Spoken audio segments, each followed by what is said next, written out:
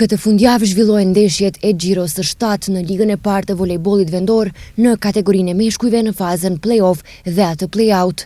Një duel interesant pritet të zhvillohet të shtunën mes dy skuadrave tetovare, Shkëndija Tetovës dhe Liria Zherovjanit, dy ekipet të cilët në pjesën pranverore kanë rezultate të mira. Shkëndija që ka 6 fitore radhazi, kundrejt ekipit Liria që ka 5 fitore radhazi. Në një deklaratë për televizionin Koha, trajneri Durim Luma thot se kuqezint pretendojnë që të vazhdojnë rrugtimin e fitoreve edhe në duelin e radhës. Është një farë derbi i qytetit Tetovës apo Pollogut thonë.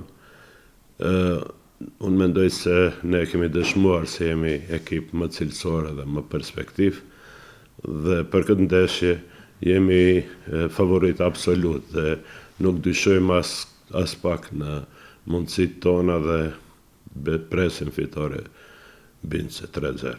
Në Gjiron e 6 në fazën play-off përballen Boreci Susheva, Rabotnički Universiteti Tetovës dhe Strumica UGD Shtipi, ndërsa në fazën play-out takohen Shkëndija Liria, Makedonia Gjios Skopje dhe Vesna Probishtip Janta Volej.